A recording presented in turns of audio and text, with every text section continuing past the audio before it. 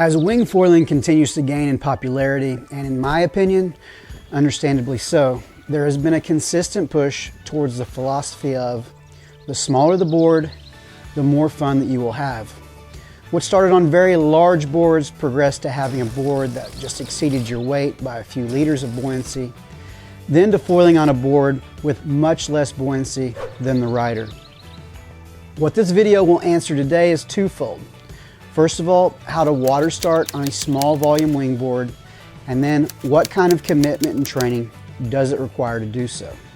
Please subscribe to the OK Kiteboarder if you haven't already, and I would love to hear your experience with small liter Wingfoil board water starts.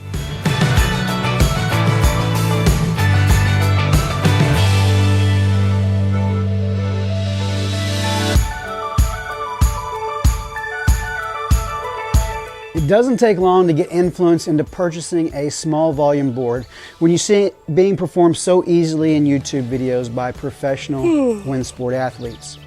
Many times you hear that a couple of sessions on a large volume board and then you're ready to go small. This definitely influenced my wind buddy Daniel the Mayor Nicholson in his first wingboard purchase. After all, Daniel is the best kite hydrofoiler I have ever ridden with. He's been kiting for over 20 years. He rides a monofoil setup. He even tandem rides on foil. So it's fair to say that when he saw what others were doing on small volume boards, even though he didn't expect it to be easy, he expected it to be manageable with some practice. He had already wingfoiled on my F1 Rocket 90 liter board a handful of times with no issues. So consensus would say he was ready to go with the 55 liter Fanatic board. This is all to say Daniel is well beyond the OK Kiteboarder status, yet it still took him countless hours over a 2-month period that included texts of failure, second guessing, and buyer's remorse before being able to water start on a 55 liter Wingfoil board. It was as if he didn't know what hit him for a period of time. So all this to say, when we see what professional riders are doing out there and their personal experience with progression and minimal difficulty, well, as amateurs, we cannot expect similar journeys. But while all of this is fresh in Daniel's brain, let's go through the steps that he uses to successfully get up and foiling on a small liter wingboard. To begin, pull the board under you while holding the hand wing by the handle or shortened at the leash attachment. And this allows for support through the leading edge of the hand wing once on the board.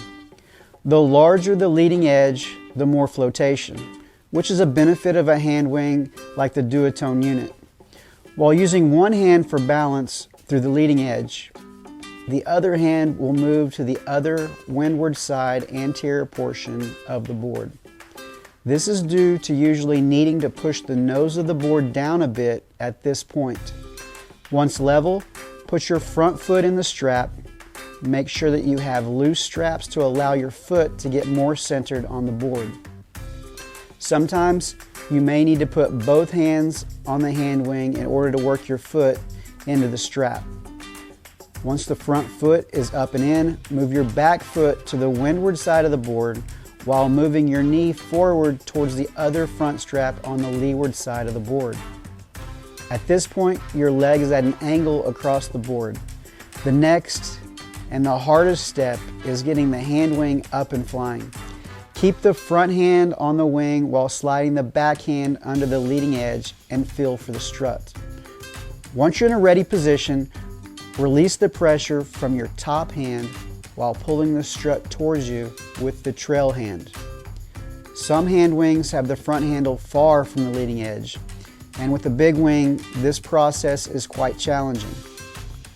Once you have the front handle with the trail hand, grab the leading edge handle with your front hand. Now it's time to use your head. Literally, use your head. Put the leading edge against your head while pulling hard with your back hand, and this action keeps the wing stable while moving the lead hand to the front handle. For a moment, you have both hands on the front handle while pulling the wing against your head. Next, quickly move your back hand to a near rear handle position, and then lift the wing and present it to the wind. Once you have forward motion, the board begins rising, and then move your backhand to the normal sailing position and put your back foot into the back strap. If you're moving but don't have enough power to pump it on the foil, then move your backhand to the back handle to generate more power. Okay, I would say that is pretty technical stuff. I have, however, been able to witness the payoff for Daniel on the water following this long journey. Some points that Daniel wanted to make that aided him in successful progression were the following. Number one, never give up, no matter the looks you get from the beach and on the water. Number two, practice balancing the board in the water first without the hand wing. Number three, put a partially deflated ball under the board and practice kneeling on it at home.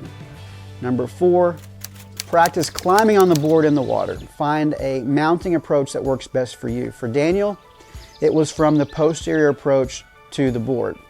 Number five, practice balancing with the board and the hand wing once you feel comfortable with how that small volume board squirts out of the water from underneath you.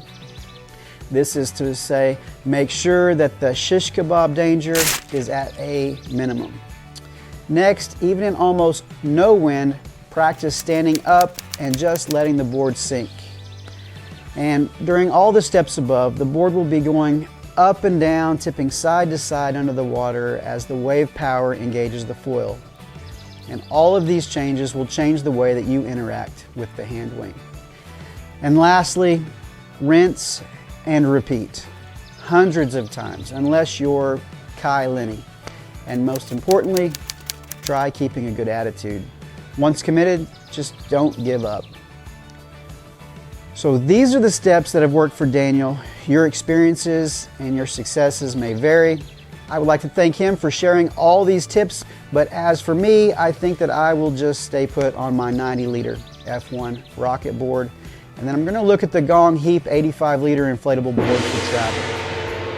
If you think that you're ready to give a small leaderboard a go, or are ready to get into wing foiling, then check out Green Hat Kiteboarding for all your wingding needs. Thanks for watching, and we'll see you next time on the OK Kiteboard.